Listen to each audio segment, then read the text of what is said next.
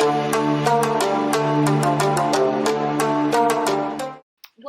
Serena. I am super excited to have you in the Flawless Growth podcast.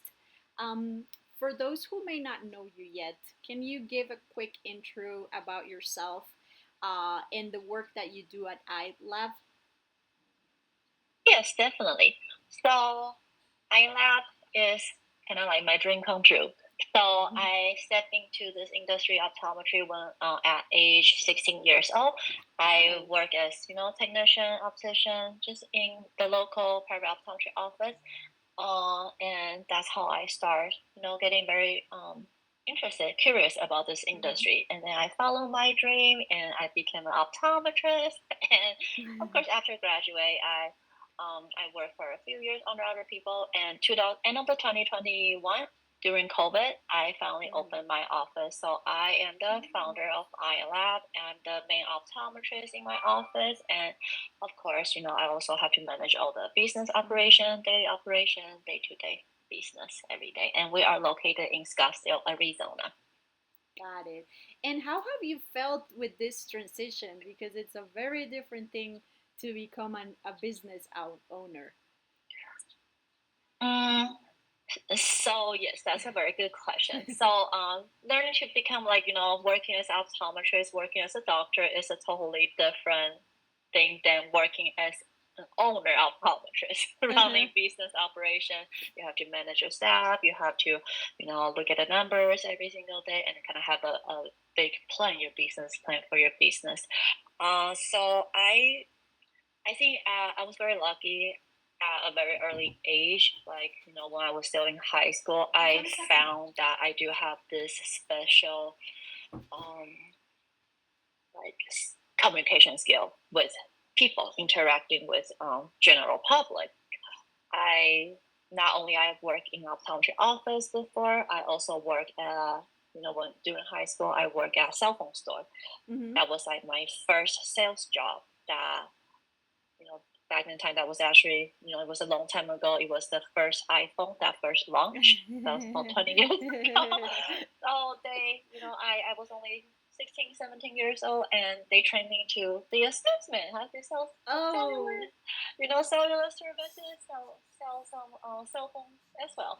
So for somehow, I was doing pretty good at that job, and that kind of gave me a lot of confidence that, oh wow, I do have this special skill that I connect with people every time. I will say that the first 3 months, because it's a sales job, so no matter how young you are, either you are like a 50 years old worker or you're a 60 years old worker, they just put you on the billboard. They put you on the ranking that you have to compete with each other. Yeah. So I remember that was the first 3 months, and every month we do have the sales goal, and they go over like who's the top sales, whatever. And that was just my third month, and I was on the board, and I was the top sale. Wow. And everyone was like very, very curious that they were like, oh my god. Like, oh my god, who's this girl? Was she from other company? Like, who is this girl? And then like they finally everyone got to see me in person, and they realized, oh my god, it was just like a high school part timer. Right. So that kind of gave me a lot of confidence. I said, well, I guess I do connect with people, very like general public. I like to chat with people, and my number one, I will say that the first sale that I made that is very memorable to me, that I also impressed myself, was I always like to share this story because it's pretty interesting, very funny. So it was this gentleman that he came in. I think he was about 50 years old. He came in. He said, "Hey, I heard that Apple has this, iPhone that I want to buy this iPhone. It's the iPhone number one." So I was like, "Yeah, of course. Like only like for yourself?" And he said, "Yeah, only for myself." So he came in planning to only get one cell phone, one cellular services. And I don't know why I talked to him, but I remember that I sat him down about 60 minutes, and we just talked about whatever, his family or whatever. He actually walked out with 5 iPhones in his bag. Oh my goodness.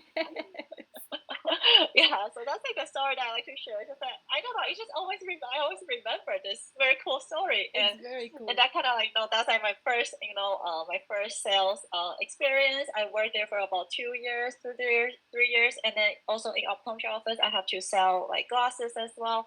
And the glasses, the optometry store that I worked in high school, it was a very high end store. So those glasses that they put on display, they're like very name brand. So they carry Cartier glasses. They each pair is cost like the tag says $2,000, $2,000, $3,000. Those very high end glasses. And I remember because I work with, I grew up in like Asian communities in California. So our demographic for our office was mainly like Asian demographic.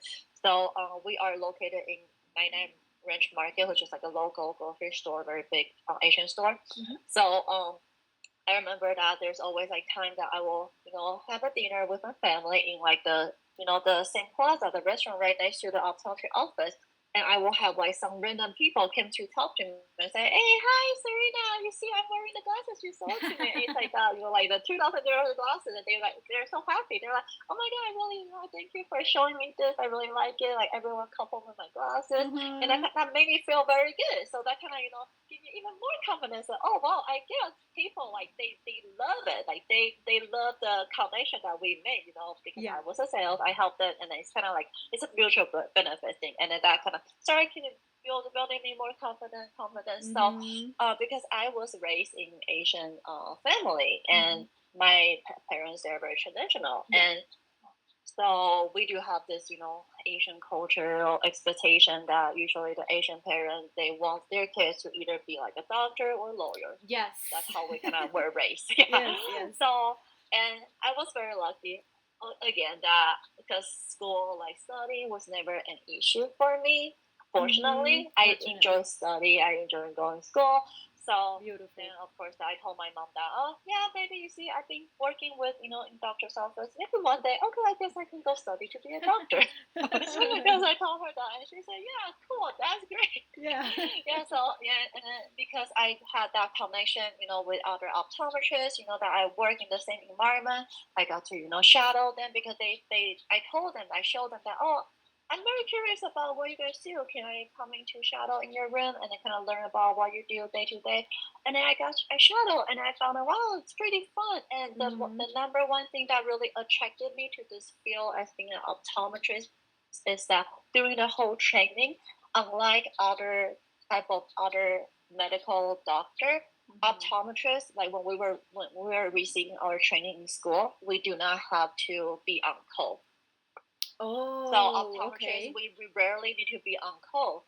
So that's kind of like my number one thing, kind of like that got me. I said, oh wow, so I guess I can have my sleep. I can be a normal person. I don't have to, I can eat. You would have like a very set schedule. So that's kind of like the number one attractive, like kind of benefits of being an optometrist versus like a heart surgeon or like internal doctor. Like kind of like that's a difference right there. So I continue to investigate this, feel a little bit more. Of course, that not only shadowing the local optometrists I work with, I also try to get some other internship opportunity to go shadow at other optometrists in like hospital, in like Betterment Hospital, or just different clinic, and kind of understanding the kind of get my feet into the field, kind of understand, like kind of see where I want to be.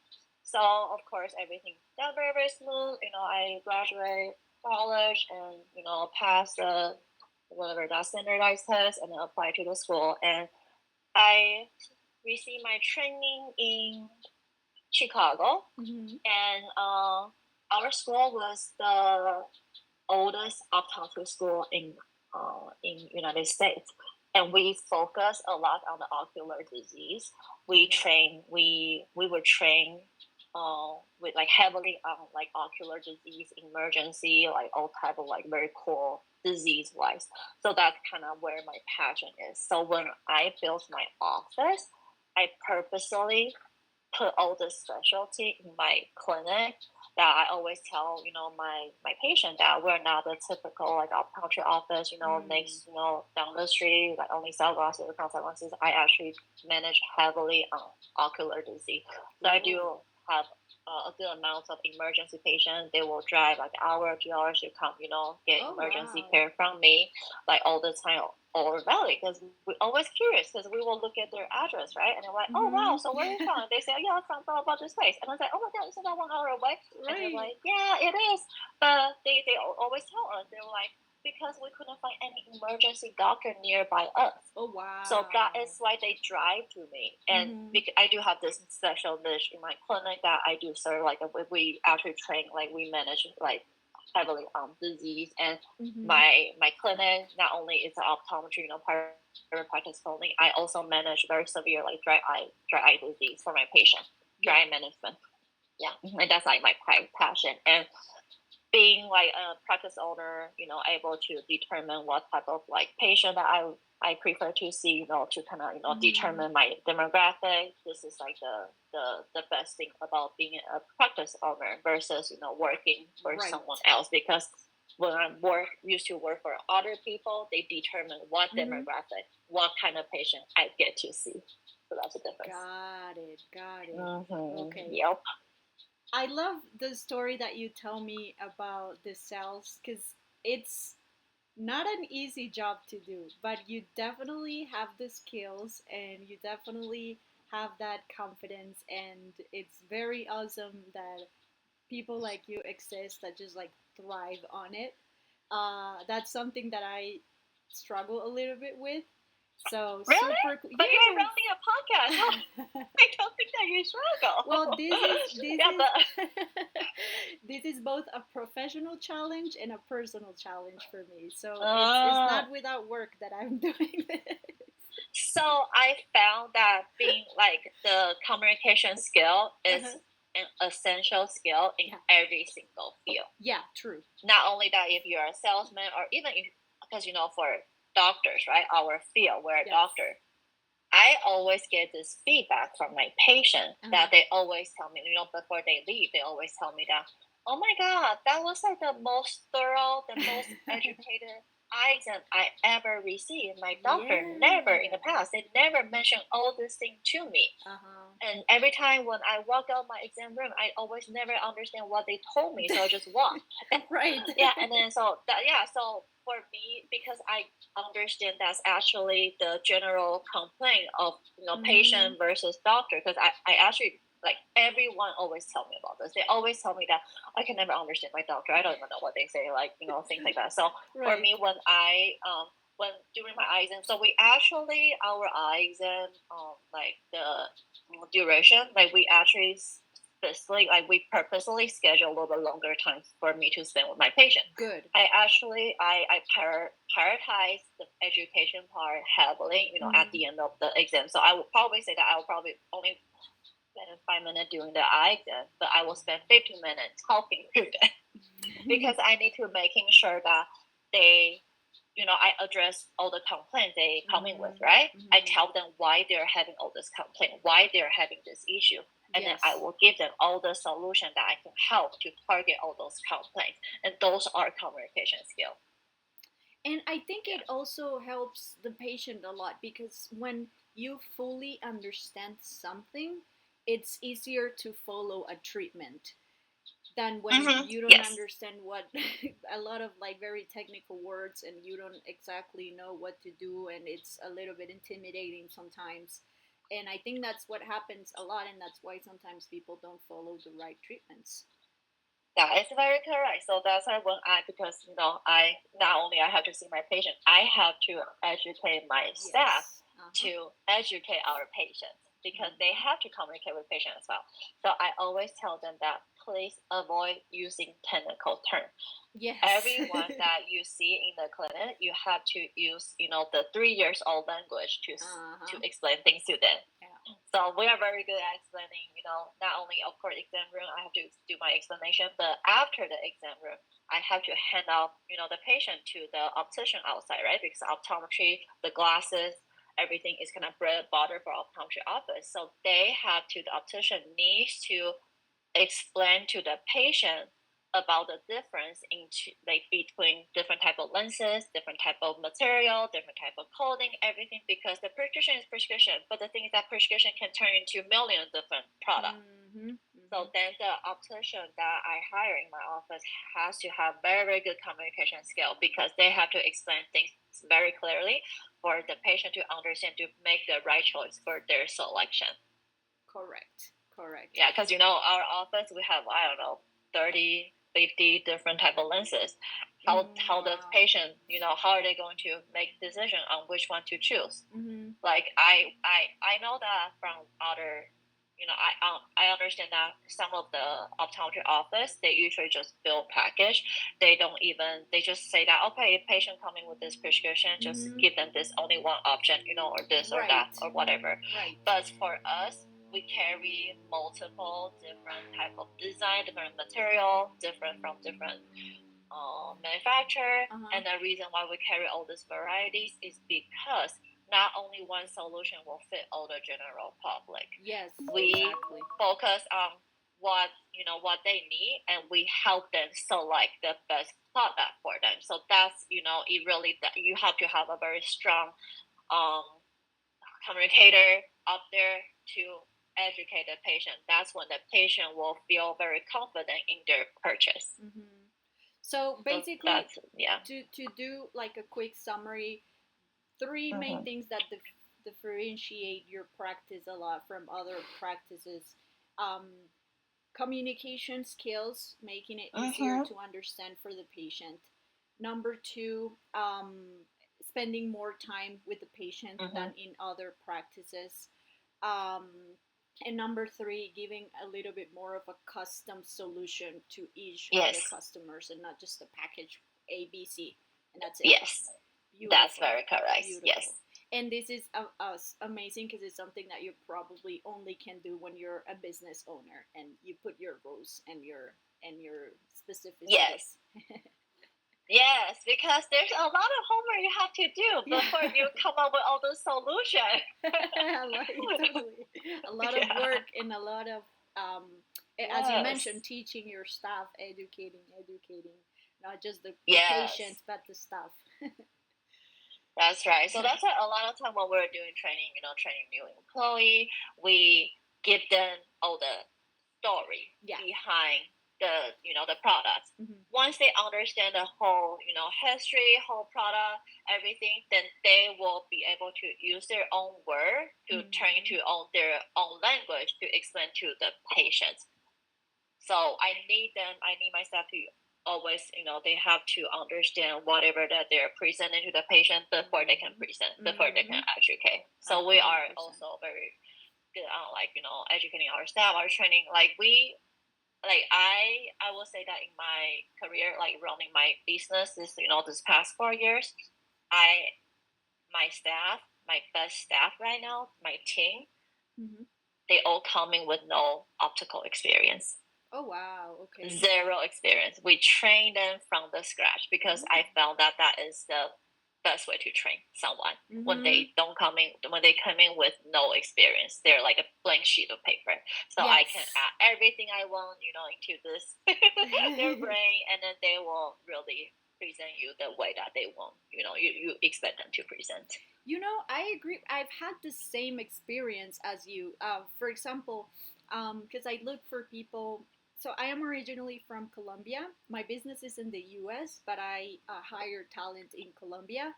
And sometimes for me, it's easier to find someone that speaks English and knows nothing about marketing, and then me teaching them, than someone that knows marketing already, but they don't know too much of English.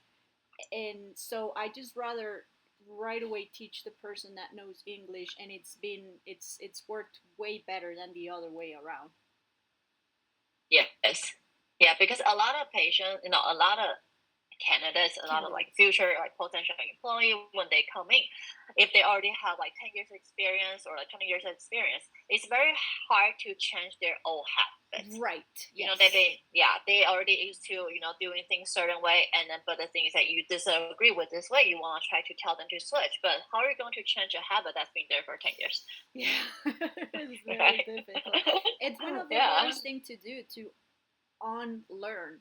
And especially in the medical field, people should be very aware of that you have to unlearn a lot of the times because the everything keeps changing and new knowledge comes up every year. So it's very important, as you mentioned, like for medical doctors and also, for example, lawyers to keep learning about Mm. the new stuff that's coming in.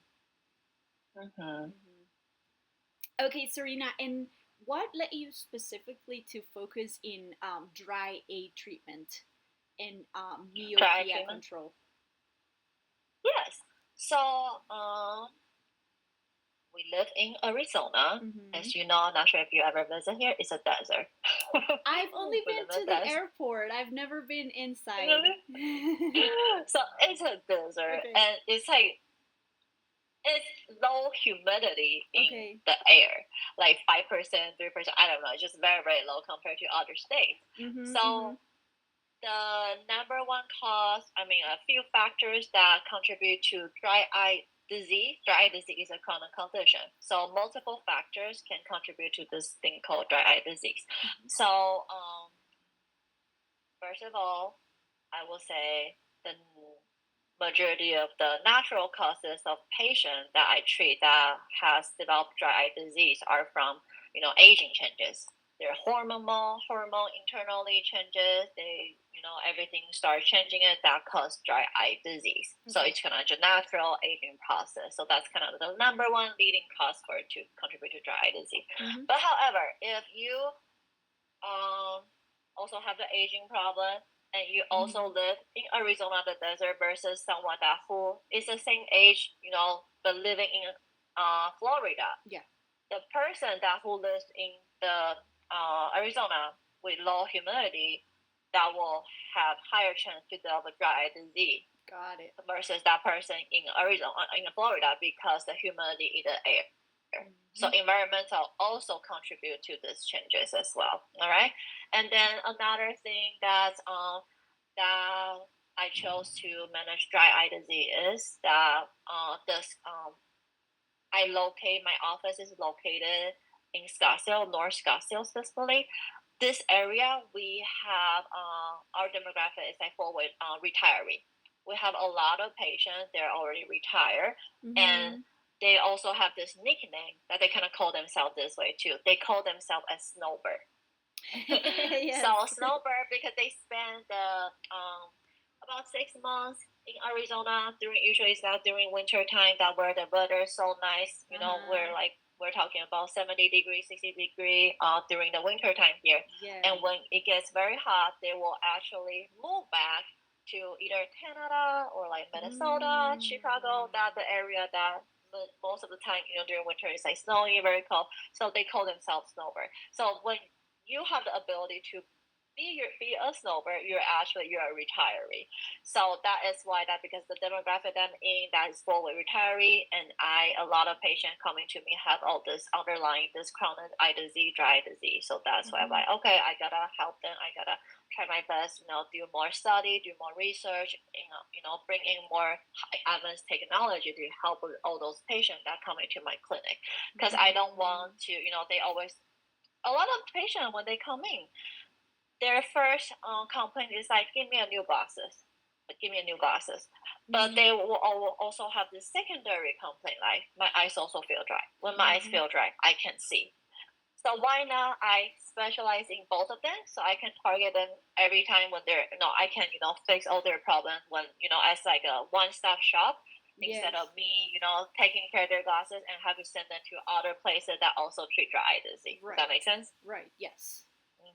Yeah. So it's just like, and then I got, I do a lot of research, did a lot of study, and then I found that for my personality, because I think I'm very patient with my patients. I have a lot of patience. Good. Like not and so I like to give my time to really educating my patient. I like the smile that they give it to me. I like the way that they tell me that, oh my God, I tried this eye drop that you told me. I tried the bottle that you told me, and it feels so great. I like the smile on their face after they like my recommendation, and that give me a lot of happiness. So that's why I feel like, okay, yeah, I like this feedback. I think I'm gonna specialize in dry eye treatment because they are really my demographic, and I want them to be happy in many different ways. You know, when they're coming in. Yeah. Of course. Oh, that's amazing. And of course, there's nothing better than a happy customer. Like, what else could you ask for? Right. Yeah. As a doctor, you want to, as a doctor, that you have this eagerness that you want to help them everything. Like whenever they tell you something, even though they're just telling you, oh my god, I'm so sad, because my son blah blah blah don't want to talk to me, blah blah blah, and then you feel bad, and then you want to give this someone a comfort. It's just like, because you have to have empathy to be a doctor, and I think I have a lot of empathy, and that's why I think I'm very happy with my job, because I get to share with all the empathy to my patient, and they feel they like that. They like your doctors being very personable, that they can feel that, oh my god, my doctor really caring about me. Yes. I can tell you one thing. I've stopped going to doctors whenever they're not nice enough, or whatever, they're just very serious, because I just don't feel comfortable. Yeah. And I know that there are other doctors that are probably also experts, they're good, but they're nicer. Like, they make me feel better. Yeah, I think having that empathy is like the number one thing. Totally, 100%. Okay, Serena, now let's talk a little bit about digital marketing. Okay, so do you use any digital marketing since you started your business? Have you used any, or not at all? Yeah, so you mean social media, right? Yeah, there's a lot like of types YouTube of digital. or something. Yeah, just you can name the ones that you work with. Yeah. So I'm very lucky, before my office is even something, like before we even do the build out, I found this marketing company. They specialize in marketing for optometry office. They only work for optometry office, so they. Cool. Yeah, they're expert in doing the SEO for optometry office. They're expert in doing a Google ad. Like, they study optometry office. Yeah, so they build my office. They make my logo. They do everything for me, and they run my Google ad, everything. So the only thing they don't really do for me is the social media. Social media, Instagram, Facebook. My office staff and me, we kind of work together in the office, because I don't want generic posts on my social media. I want to more of, you need to have someone that really work in the office to be able to post the daily activity, that happening inside this office. Right. So that's why I chose to do that myself and my staff. So sometimes we will record some reel, we will have like some social media posts, we can talk about like the most recent, like promotion or something. And then also another thing that I do was I also hire like a video team to make commercial for our office. So if you pay attention to my logo, when you see it from far away, it looks like a pupil, like an eyeball. But when you get close to it, it's actually a cat with a long tail. So it's a cat, yeah. Yes, I love my cat. I put a lot of cat idea into. I put a lot of cat idea into this office, because that's just I'm a workaholic. I love my work. Like, it's just like, that's one of my passions. I enjoy working. I love seeing patients. And my second passion, of course, is my cats. I love cats. They're just like, they're so cuddly. They're just so adorable. So I just love them. Yeah. So that's why when I was building my office, I decided I want to put like the top two things that I enjoy the most in my life to combine it all together. That's how Eye Lab was created. And it makes it look very cute, like very feminine. Yes. Yeah. So we do have a mascot. Our mascot is my cat named Simba. So he's over on my website. So we actually filmed commercial with Simba. Oh. You kind of we play YouTube app for that commercial. And is he a boy? Yeah, he's a boy. Okay. Is he a good actor? No, not anymore. No. He, no, he's grumpy. Oh man, Oh, no. that is hilarious. Yeah, so when he was little, when he was a baby, we were able to feel like Right. commercial or able to, like all this kind of for help with the marketing, everything. So Uh, those videos were available on my YouTube channel, and we stopped the YouTube app for now, right now, because we're trying to focus more on the Google stuff. But maybe in the future, we'll turn the YouTube app back on again. And also another thing that my marketing team do is I think they also work with the social media side, the Instagram and the Facebook, uh-huh. that they created app that it will show up randomly on local, like people's like their Their news feed. feed. Right. Uh-huh. Yeah, and Yeah. then I think what we have right now is about like one ad is about the glasses selection we have in our office that you can get, I don't know, 25% off or something, I don't remember. And another ad is focused on my dry eye treatment. So once in a while it will start showing, because sometimes I even see my own ad when I'm scrolling down the Instagram and Facebook. Yeah. So my marketing team also do that as well. Uh-huh. And she did tell me, they told me that it's actually generating a lot of good, great leads Good. from the social media part also, and not even we don't even need to talk about Google Ads. Google Ads gonna work no matter what. Yeah. That's like our number one lead generator is from Google, keyword ads, and also SEO. That's like the top like generator, like tube generator leads. Yeah, it works mostly like that because Google Ads, it's a little bit more like the person is already looking for the service. So, of course, you get the lead quicker.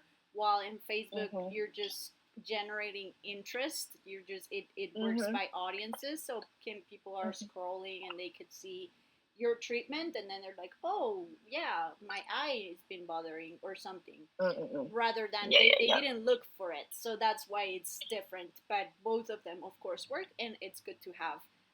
When if you can and if you have the budget, it's good to have both strategies for sure. Yeah. So for anyone who's looking to start business, because I do have some future like business owner or like practice owner, they always reach out to me and ask me that, oh, okay, give me some advice. I would say that, oh, spend a lot of money on Google, 100%. Yeah. Yes. Yeah, it's just because everyone search on Google. Yeah, absolutely, everyone does. To find a doctor, of course, that's the first thing you do. And so from Google and Facebook, probably this is right. Most of the budget it's in Google, and then just a little bit in Facebook. That's correct. Yes, that's how it works. Okay, very very nice. And is there any digital marketing that you've never tried? Anything that comes to mind? I think I try everything because we even did. We also do email campaign too. Oh, I don't know if is that digital. Yeah, I literally every single service on their like they offer. I try every single one of them. I mean, it's always good to try and see if it works. Yeah. Of course. Yeah, but right now I took the email campaign to do it on my own right now because they used to do it for me, and then I learned it. Like I cannot. You just gotta try to learn. Everything is learnable, to be honest. Yeah. So I actually learned it myself, and then I started doing it on my own. Oh, very nice. Campaign. Yes. Very nice. And what would you say that it's the biggest challenge that you've had with digital marketing overall?